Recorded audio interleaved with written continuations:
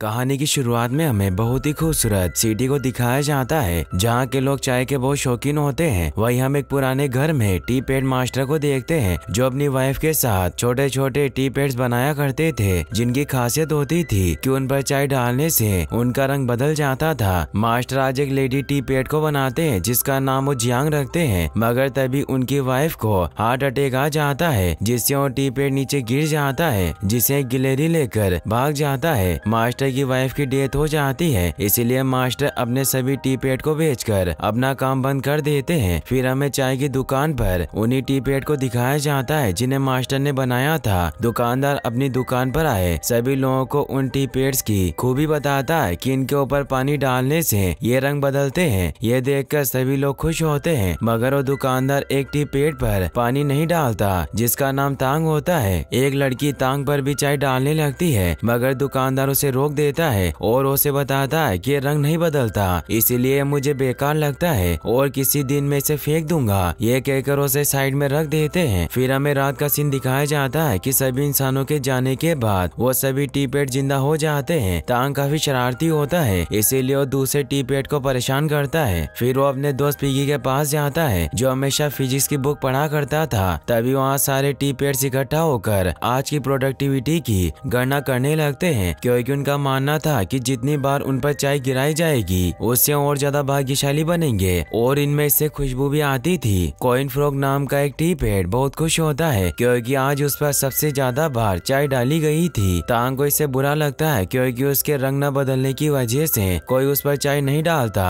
फिर भी वो सभी से दिखावा करता है कि वो बहुत खुश है, कि वो सबसे अलग है। वो उदास होकर खिड़की पर बैठ जाता है। पिगी उसके पास आता है और उसे समझाता है कि रंग ही सब कुछ नहीं होता, इसीलिए तुम्हें परेशान होने की कोई जरूरत नहीं है। मगर तांग उसे कहता है कि मैं कुछ भी करके अपने रंग को बदल कर रहूंगा जिससे मेरा भी चाय डालने पर रंग बदलेगा। और अब वो सपने देखने लगता है कि रंग बदलने के बाद सभी उसे पसंद करने लगेंगे। अगली सुबह हमें पहाड़ों पर एक मिनी रोबोट को दिखाया जाता है जो ऊपर से लुढ़कता हुआ सिटी में आ रहा होता है। वो एक फेरिस व्हील से होते हुए नीचे आता है और इधर उधर टकराते हुए उस टी पॉट शॉप में पहुंच जाता है। सभी टी पैड उसे देखकर डर जाते हैं। तांग भी उस रोबोट बॉल के साथ नीचे गिर जाता है। वो रोबोट अब एक्टिवेट हो जाता है जिससे सभी और ज्यादा डर जाते हैं। तांग हिम्मत करके उस रोबोट से पूछता है कि तुम कौन हो और कहां से आए हो। रोबोट उन्हें बताता है कि मैं आज से 3 साल बाद फ्यूचर से आया हूँ। फिर उन्हें एक प्रकाश की टनल दिखाता है जिसके जरिए वो इस दुनिया में आया था, मगर तांग को उस पर विश्वास नहीं होता कि वो फ्यूचर से आया है। इसीलिए उस रोबोट को कहता है कि तुम्हें साबित करना होगा, क्योंकि अगर तुम फ्यूचर से आए हो तो तुम पास्ट के बारे में सब कुछ जानते होगे। रोबोट अपने एडवांस सिस्टम की मदद से देखता है कि वहाँ से एक प्लेन गुजरने वाला है, इसीलिए सभी को कहता है कि यहाँ से एक प्लेन गुजरेगा थोड़ी देर में। जब वहाँ से प्लेन गुजरता है तो सभी को विश्वास हो जाता है कि वो फ्यूचर से आया है। तभी वहाँ टी शॉप का मालिक आने लगता है, इसीलिए वो सभी वापस से अपनी जगह पर जाने लगते हैं। तांग भी उस रोबोट को छिपने को कहता है जिससे वो बॉल बनकर टेबल के नीचे छिप जाता है और सभी टी पैड फ्रीज हो जाते हैं। एक डिलीवरी बॉय जब वहाँ पार्सल देने आता है तो चाय तांग के ऊपर छिड़क देता है जिससे तांग को बहुत अच्छा लगता है। तांग उस रोबोट के पास जाता है और उससे पूछता है कि तुम्हारा नाम क्या है। तो रोबोट उसे बताता है कि मेरा कोई नाम नहीं। तो तांग उसका नाम जियोलाई रख देता है। फिर वो उसे साइड में लेकर जाता है और उसकी तारीफ करते हुए कहता है कि तुम बहुत होशियार हो और तुम फ्यूचर से आए हो, इसीलिए तुम्हें पता होगा कि मैं अपने रंग को कैसे बदल सकता हूँ। रोबोट उसे स्कैन करता है मगर उसे अपने डेटा में कोई रिजल्ट नहीं मिलते, इसीलिए वो तांग को बताता है कि मेरा ज्ञान सीमित है, मगर मैं वापस घर लौटकर खुद को अपग्रेड कर सकता हूँ। तांग को भी यह आइडिया अच्छा लगता है और उसे कहता है कि तुम अपने बारे में कुछ नहीं जानते, इसीलिए हम फ्यूचर में चलेंगे जहाँ से तुम आए थे और इससे तुम्हें खुद के वजूद का पता चलेगा और मैं पता लगा पाऊंगा कि मैं अपने रंग को कैसे बदल सकता हूँ। पिगी उन्हें कहता है कि फ्यूचर में जाने के लिए तुम्हें एक वॉर्महोल खोलना होगा।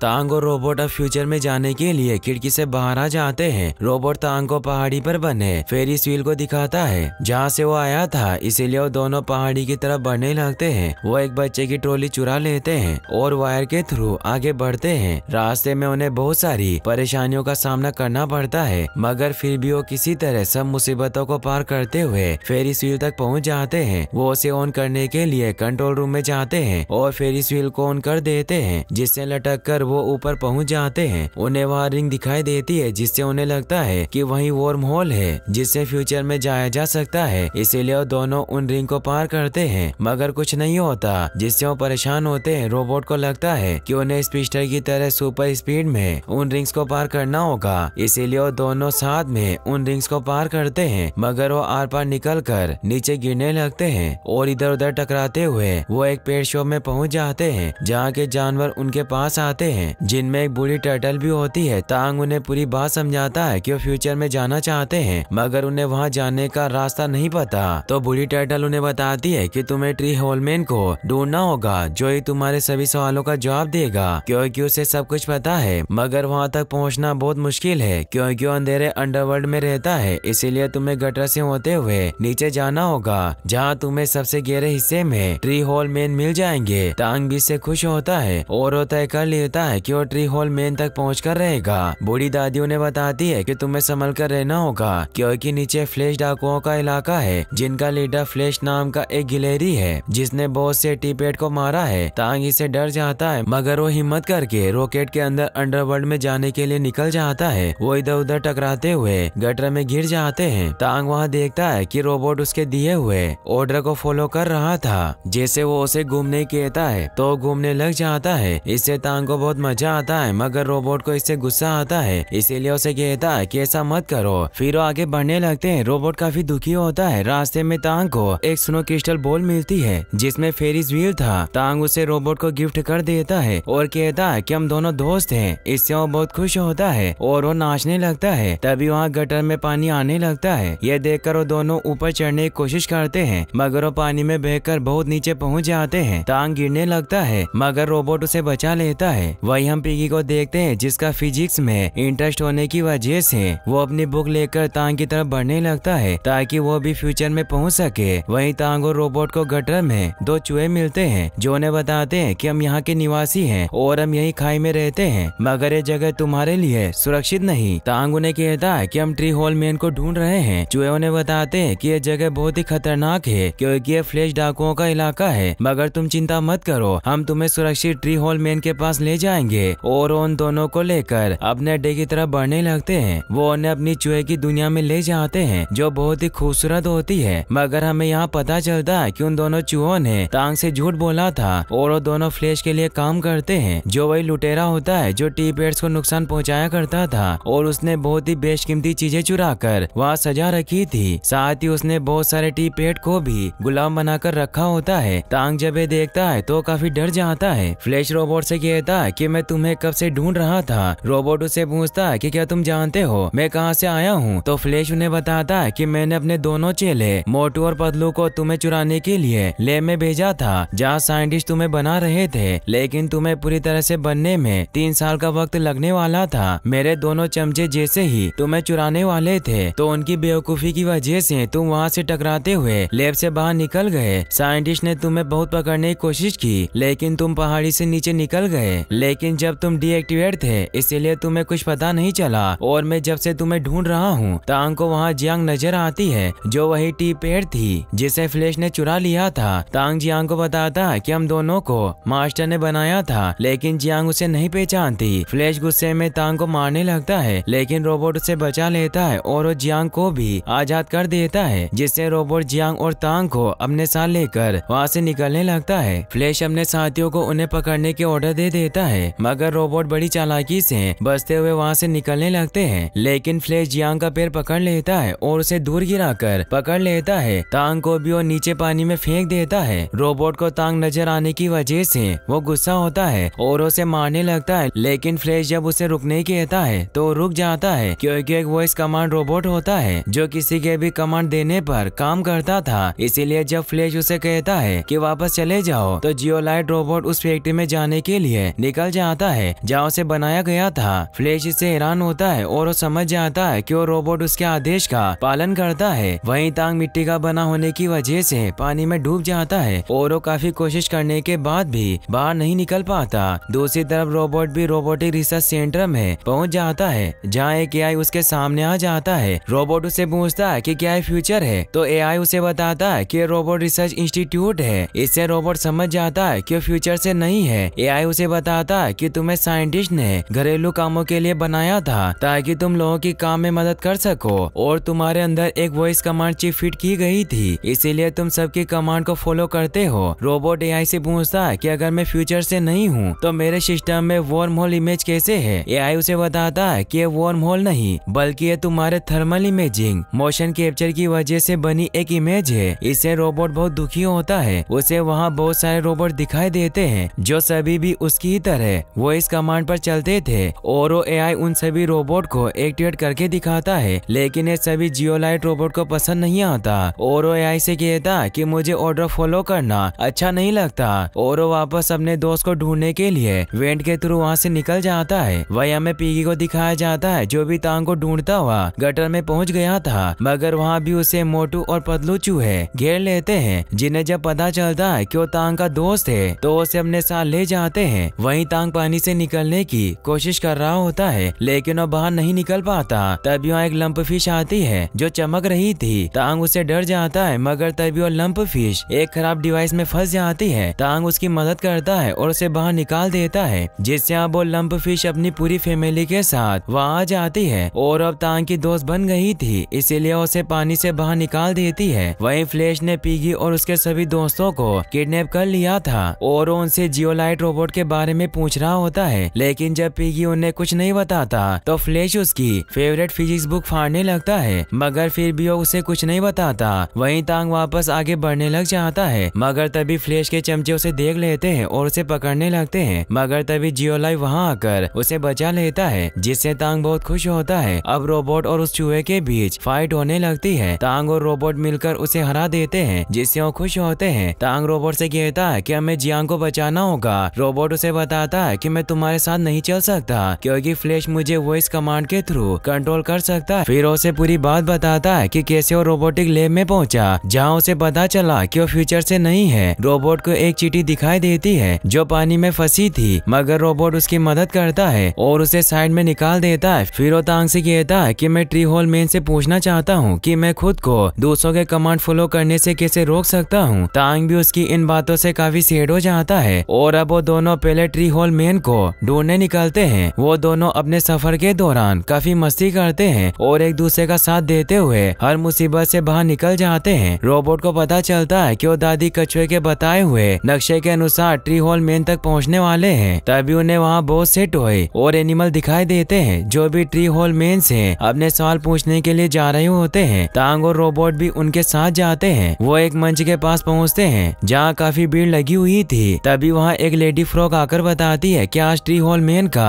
जन्मदिन है, इसीलिए आपको उनसे मिलने के लिए मेरे मेंढक खिलाड़ियों से जीतकर दूसरी तरफ निकलना होगा और जो जीतेगा वही उनसे सवाल पूछ सकता है। सभी से डर जाते हैं क्योंकि जो भी अंदर जा रहा था वो बुरी तरीके से मार खाकर बाहर आ रहा था। रोबोट हिम्मत करके अंदर चला जाता है लेकिन वो फ्रॉग उसे पकड़ लेते हैं। तांग उसकी मदद करने जाता है और उन सभी फ्रॉग से लड़ते हुए अपने दोस्त रोबोट को बचा लेता है, जिससे तांग ये गेम जीत जाता है और उसे ट्री होल मैन से एक सवाल पूछने का अवसर दिया जाता है। मगर हमें यहाँ पता चलता है कि ट्री होल मैन दरअसल एक कंप्यूटर होता है। तांग उस कंप्यूटर से सवाल पूछने लगता है, मगर तभी यहाँ फ्लैश के चमचे आ जाते हैं, जिससे सभी जानवर इधर उधर भागने लगते हैं और ऊपर बना हुआ पुल टूट जाता है। रोबोट भी ये देख लेता है और वो तांग को इस बारे में बताता है, मगर उसे शांत रहने को कहता है, जिससे वो ऑफ हो जाता है और उसके ऊपर बहुत सारी चीजें गिर जाती है। तांग इससे काफी परेशान हो जाता है, मगर तभी वहाँ शेन नाम का एक आदमी आ जाता है जो रोबोटिक लैब में काम किया करता था और वो जगह उसका स्टोर रूम थी। जियोलाइट सामान में दबने की वजह से काफी डैमेज हो चुका था, मगर शेन उसे ठीक कर देता है और जब वो कुछ सामान लेने बाहर जाता है तो तांग जियोलाइट के पास पहुंच जाता है, मगर वो एक्टिवेट नहीं होता। इसीलिए उसे लगता है कि अगर वो उसे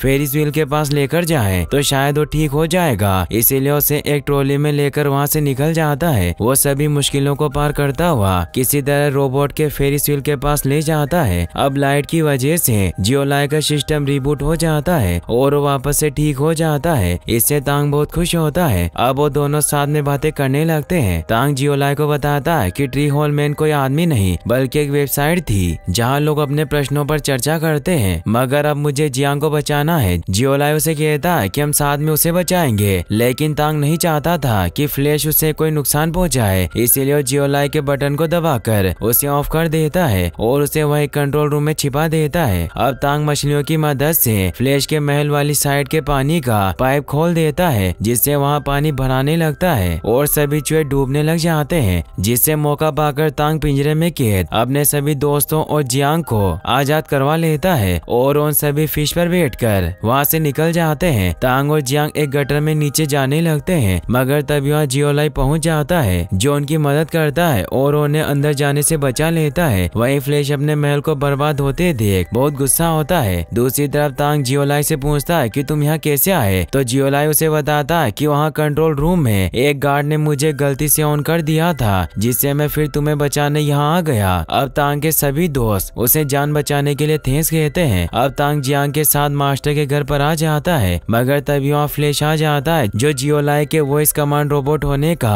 फायदा उठाकर अपनी वॉइस से कंट्रोल करके तांग और जियांग पर हमला करवाने लग जाता है। मगर तभी जियोलाई के अंदर से तांग का दिया हुआ गिफ्ट बाहर निकलता है, जिससे उसके सिस्टम में ग्लिच आने लगते हैं और उसे याद आता है कि तांग उसका दोस्त है और अब वो अपनी वॉइस कमांड चिप को भी तोड़ देता है और फ्लैश को दूर गिराकर उस पर जोरदार हमला करने लगता है और उसे बाहर फेंक देता है। इससे तांग खुश होता है, मगर फ्लैश मरा नहीं था और अब वो भट्टी को चालू कर देता है। जियोलाई तांग और जियांग को बचाने के लिए आगे बढ़ता है, लेकिन फ्लैश उन पर हमला करने लगता है। रोबोट बाहर निकलने के लिए दरवाजा तोड़ देता है, मगर वही फ्लैश तांग का पैर पकड़ लेता है। रोबोट उसे बचाने की कोशिश करता है, मगर जब तांग देखता है कि उसकी वजह से जियोलाई का हाथ डैमेज हो रहा है, तो खुद ही उसका हाथ छोड़ देता है और फ्लैश के साथ भट्टी में गिरकर खत्म हो जाता है और एक जोरदार धमाका होता है और अब रोबोट और जियांग भी दूर गिर जाते हैं। अगली सुबह दिखाया जाता है कि जब मास्टर की आंख खुलती है तो वापस से भट्टी को चालू देखकर हैरान होते हैं। वो जब भट्टी में देखते हैं तो उन्हें तांग मिलता है, जो पूरी तरह से काला हो गया था। मास्टर को याद आता है कि ये वही नया मूर्ति है जो उन्होंने अपनी वाइफ के साथ बनाई थी, इसीलिए उस मूर्ति पर फिर से काम करते हैं और उसे सफेद कलर कर देते हैं। जियांग को तांग का रंग काफी पसंद आता है। वो दोनों जियोलाई को ढूंढने बाहर जाते हैं, मगर वो देखते हैं कि वो पूरी तरह से टूट चुका है, मगर चींटियां उसके पार्ट्स को इकट्ठा कर रही होती है, क्योंकि जियोलाई ने एक चींटी की मदद की थी। इसीलिए वो जियोलाई को ठीक करने के लिए शेन के पास ले जाती है और अब शेन जियोलाई को फिर से ठीक कर देता है। तांग उसे देखकर खुश होता है और अब जियोलाई नेट से अपनी नॉलेज बढ़ाने लगता है और टांग भी अपने नए रंग से खुश था और यहीं पर इस मूवी की हैप्पी एंडिंग हो जाती है।